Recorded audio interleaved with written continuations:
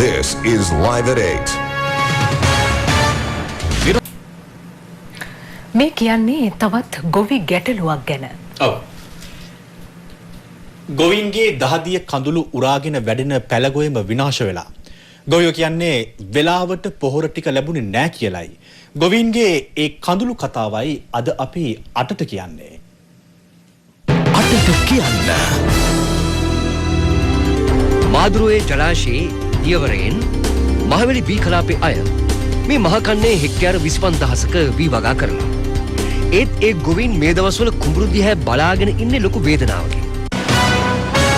පොර අතර ලකුණා මේ වෙන්නේ නැහැ මේ අඟල් තුනක් උඩට ගොයන් ගහනවා කොල්ට විතරයි තියෙන්නේ. මේ විදිහට ගොයන් කහ පාට වෙනකොට ලස්සනක් මේ ගන්න හම්බෙන්නේ නැහැ මේ. දැන් මේ පොර නැතුව මේ වෙලා තියෙන්නේ මේ 24 බෑන්ගේ සල්ලි. ඉතින් පොර නැහැ. ගොයමට දැන් බණ්ඩි පොර ගහන්න ඕන කාලේ. අනුන්ගේ ණයට ඉල්ලගෙන පොර ගහන්නේ. මේ ආසනයිට් තියෙනවා අරවා මේවා තියෙනවා කිව්වා වැලි තියෙනවා කිව්වා හොඳ පොර දෙනවා කිව්වා. දැන් අපිට මොන පොරක්වත් නැහැ. බැරි වෙලා කවුරු හරි කිව්වද ඒකට හෙන ගහනවා වතුර නැතුව මැරුණා කියලා මේ පස්සේ තෙත. ඉතින් තෙත දියේදී පොහොර නැතුව මැරෙන්නේ. පොහොර නැතුව.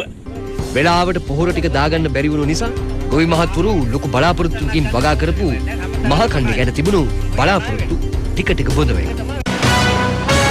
මගේ බැඳපු සල්ලි මට ආපහු දුන්නා. පොහොර දෙන්න දවසක දෙන්නම් කියලා කිව්වා. අපිට අස්සන්න අඩු වුණොත් එහෙම එනකන්නේ අපේ බැංකුවල තියෙන රත්තරන් බඩුවක් බේර ගන්න වෙන්නේ නැහැ. කිලෝමීටර් 17ක් විතර මීල් එකකටත් වියදම් කරන්න ගිහිල්ලා තමයි පොහොර මිටි දෙකක් කළු කරක් මුදලාල්ලාගෙන් අරන් ඇවිල්ලා තමයි කුඹුර වලට ගහන්න සිද්ධ වුණේ. පොහොර පාවිච්චිය අඩු කිරීම සඳහා ආණ්ඩුවෙන් තීන්දුවක් කරන් තියෙනවා. පොහොර වැඩි වශයෙන් භාවිතා කිරීම තුළ වෙන්න පුළුවන් බැරෑරුම් තත්ත්වයෙන් මේ රට ගලවා ගැනීම සඳහා තමයි එම කටයුත්ත කරලා තියෙන්නේ. සමහර රජරට ගොවි මහත්වරුන්ට කුඹුරු සීසාලා දාන්න ඕන මඩ පොහොර ටික ලැබිලා තියෙන්නේ ගොයම් පැල හිටවලත් කාලයකට පසුවයි.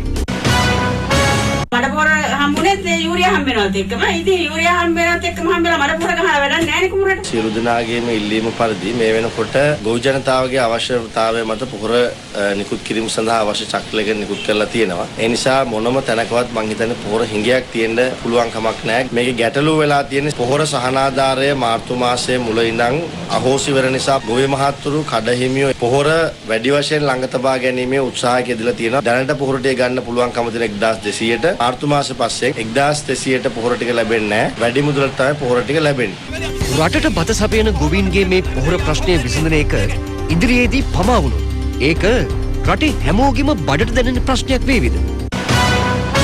ගොයියා කියන්නේ දැන් අසරණ ලයින්. ගොයියට එපාම වෙලා තියෙන්නේ දැන්. මැතිවරු ඇමතිවරු පඹයින් සමානයි මහජන මතය සුලිසුලංගින් ගසායයි. ගොවියා වඳ වුණොත් මුළු රට විනාශයි.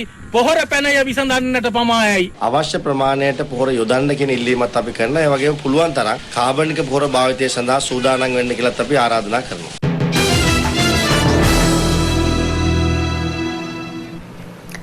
ඒකාබද්ධ විපක්ෂය ඊයේ සීනිගමදී ගහපු පොල් හොර පොල් කියන කතාව අද දේශපාලන වේදිකාවේ රසවත්ම මාතෘකාව වුණා.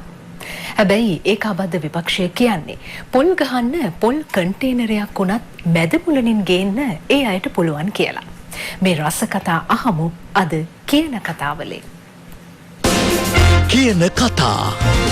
ආණ්ඩු විරෝධී සියලු දෙනා එකතු වෙලා දෙයියන් ඉදිරියට ගිහිල්ලා වෙලා පොල් ගහලා ආණ්ඩුව පළවා හැරීමේ පළවෙනි වෙඩිමුරේ පත්තු කළේ කියන ටික මම මතක් කරගන්න කැමතියි. මම එකක් කියන්නම් මේ තක්කඩිට පොල් ගහන්න බෑ. පොල් ගහන්න ඕන සිල්වත් ගුණවත් යුක්තිකරක අය. අන්න මේ නිසා ඔය වගේ දේවල් කරලා ආණ්ඩු පෙරලන්න බෑ. කිල්ලෝටේ කුණු තියන අය තමයි අද මේ කලබල වෙලා මේවට විරුද්ධව කතා කරන්නේ. ඉතින් මේ හොරකම දූෂණය කොයිතරම් මේ අයගේ ඇඟේ තියෙනවද කියන එක තවත් තහවුරු වෙනවා. මොකද මේ පොල් ගහන්න හොර පොල් තමයි කඩලා තියෙන්නේ. දැන් මේගොල්ලෝ හොරකම් කරන් තුදින්නේ. මේගොල්ලන්ගේ වැඩේ පටන් ගන්න තියෙන්නේ. දැන් මේ නිදහස් දවසේ 4 වෙනිදා ලංකාවේ ජාතිකී සිංහලොත් කිව්වා දෙමළොත් කිව්වා. ඔබ හිතන්නේ ඒක හොඳද නරකද? අපි විශ්වාස කරනවා ඒක හොඳ කාරණයක් කියලා. හොඳ කාරණයක් හොඳයි කියන්නේ අපි පැකිලෙන්නේ නැහැ. දැන් ඒ වගේම තමයි අද යහපාලන නාමයට මුවා වෙලා විපක්ෂයේ දේශපාලනඥයින් දඩයම් කරන්න මේ ආණ්ඩුව ගෙන යන ක්‍රියාමාර්ග අපි දැඩිව ප්‍රතික්ෂේප කරනවා. FCID අරගෙන යන්නේ කවුද?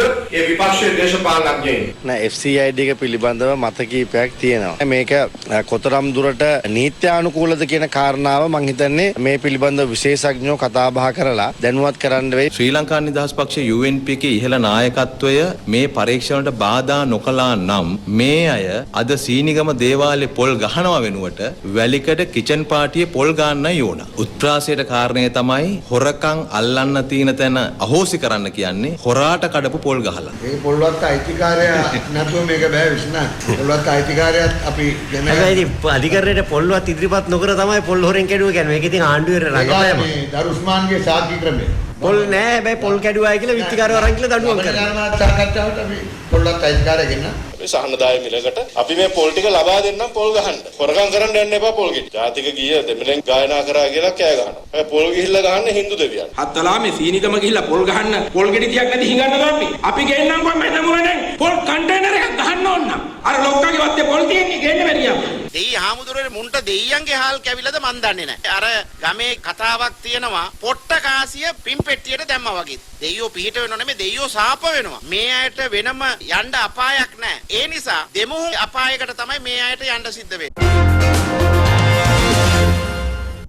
කොහොම බේබි බල්ලන්ටත් වඩා පහත් වැඩ කරන මිනිස්සු අපි අතර ඉන්නවා. දැන් අපි ඔබට කියන්නේ මහනුවර සිද්ධ වුණු ඒ වගේ පහත් වැඩක් ගැන. දවසේ වැරද්ද. මේ මහනුවර කටුකැලේ වැව පාරේ තියෙන ගයක්. මේ ගෙදර සුරතරයට ඇති කරන බලුපැටිය තමයි පෙබල්. කැන්ඩියට ඇඳ පැළඳගත්ත මහත්තයෙක් මේ ගේ පැත්තට එනව නේද? ගේට්ටුවත් අරගෙන ගිහින් මොකද්ද මෙයා මේ කරන්න හදන්නේ? මෙන්න මෙයා බලුපැටියව හුරතල් කරනවා. ඒ අතරේ බලුපැටියාගේ අම්මා එළියට පැනගත්තා. බලන්නකෝ ඊට පස්සේ කරන දේ. බලුපැටියවත් කිහිල්ලේ ගහගෙන මේ බලු මහත්තයා මාරු වුණා නේද? මම මේ බල්ලව ආදරෙන් මගේ දරුවෙක් වගේ මං හදාගත්තේ. ගත් එක්කෙනා කරුණා කරලා මට ඒ බල්ලව නැවත ලබා දෙන්නේ. මේ විදිහට අරන් ගිය බල්ලගේ වටිනාකම රුපියල් 35000ක් විතර වෙනවලු. මහත්තයෙක් වගේ ඇවිත් කරපු මේ බලු වැඩේ ගැන බලු සුරතලා ඇතිදැඩි කළ නිවසේ හිමිකරු මහනුවර පොලිසියට පැමිණිල්ලක් කරලා.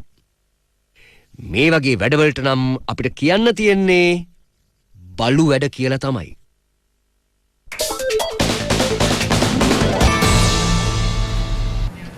තවත් දේශීය පුවත් කිහිපයක් කෙටියෙන් දකිමු දැන්. රටම කෙටියෙන්.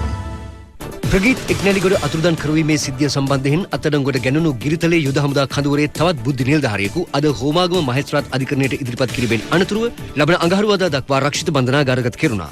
එක්නැලිගොඩ අතුරුදන් වීමේ සිද්ධියට අදාළව මේ වන විට ගිරිතලේ කඳවුරේ නිලධාරීන් 7 දෙනෙකු රිමාන්ඩ් බහරේ පසුවනවා. වත්තල මහභාගයේ ආර්ථික මධ්‍යස්ථානයේ වෙළඳසැලක රුපියල් ලක්ෂ 4.5ක මුදලක් සේවකයෙකු වෙළඳසැල් හිමියාගේ නිවසට රැගෙන යන අතරතුරදී යතුරුපැදියකින් පැමිණි දෙදෙනෙකු විසින් මංකොල්ල කන අයුරු අසල තිබූ CCTV කැමරාවක මෙලෙස සටහන් වී තිබුණා. ලුණුගම් වෙහෙර සාමමාවතේ දෙවෙනි පටුමගෙහි රුපියල් 1,25,000ක වියදමින් ඉදිකරනු පානීය ජල ව්‍යාපෘතිය ජනතා අයිතියට පත් කිරීම අමාත්‍ය සජිත් ප්‍රේමදාස මහතාගේ අතින් ඊයේ සිදු කෙරුණා. කිසි දෙයක් වෙනස් වෙන්නේ නැහැ. රටේ ඒකීය ව්‍යවස්ථාව එලෙසම තියෙනවා. මොනම අවස්ථාවකදීවත් අපේ රටේ බෙදුම් වාදයක් දිහි වෙන්නේ නැහැ. මොනම අවස්ථාවකදීවත් කොටි ත්‍රස්තවාදයට හිස ඔසවන්නට අවස්ථාව ලැබෙන්නේ නැහැ. මාගම් රුහුණුපුර ජනමාධ්‍යවේදීන්ගේ සංගමයට වසර 2ක් පිරීම නිමිත්තෙන් එම සංගමේ සමාජිකයින් තංගල්ල පොළොන්මාරුව අන්ධ විද්‍යාලයේ දරුවන්ට දිවා ආහාරය ලබා දීමේ පින්කමක් පසුගියදා සිදු කළා. හැටන් සිංගිමලේ උමං මාර්ගයේ සිදුවන වැහිලිහිණි කූඩු කැඩීමේ ජාවාරමක් පිළිබඳ අප ඊයේ Live at 8 තුලින් අනාවරණය කළා. ඒ අනුව එම ජාවාරම් කරුවන් සොයා හැටන් පොලිසිය සහ නල්ලතන්ලි වනජීවි නිලධාරීන් අද මෙහෙයුමක් ආරම්භ කළා. කෙසේ වෙතත් ඊයේ රාත්‍රියේද උමං මාර්ගය තුල තිබුණු වැහිලිහිණි කූඩු ගණනාවක් කඩා ඇති බවට එහිදී අනාවරණය වුණා. සිද්ධිය සම්බන්ධයෙන් කිසිවෙකු මෙතෙක් අත්අඩංගුවටගෙන නැහැ. ශ්‍රී ලංකා අහමදියා මුස්ලිම් ජමාතයේ දූත පිරිසක් අගරාදුගුරු අතිඋතුම් මැල්කම් කාදිනල් රංජිත් හිමිපාණන් කොළඹ බිෂොප් කාර්යාලයේදී හමු වුණා. එහිදී ශුද්ධෝ අල් කුර්ආනයේ අරාබි පාඨය සමග සිංහල පරිවර්තනය ආගමික සෝදත්වයේ සංකේතයක් ලෙස අගරාදුගුරුතුමන් වෙත පිළිගන්වනු ලැබුවා. අහමදියා මුස්ලිම් ජමාතය විසින් ශුද්ධෝ අල් කුර්ආනය භාෂා 76කට පරිවර්තනය කර තිබෙනවා. වෙනත් පිරිසක් විසින් භුක්ති විඳින වේයන්ගොඩ ශාන්ත මරියා විද්‍යාලයට අයත් බව කියන ඉඩමක් පාසලට ලබා දෙන ලෙස ඉල්ලමින් ඊයේ ආදි සිසුන් සහ දෙමව්පියන් පිරිසක් උද්ඝෝෂණයක නිරත වුණා. පාසලේ ඉඩකඩ ප්‍රමාණවත් නොමැති නිසා අදාළ ඉඩම ලබා ගැනීම අත්‍යවශ්‍ය බවයි ඔවුන් ප්‍රකාශ කළේ.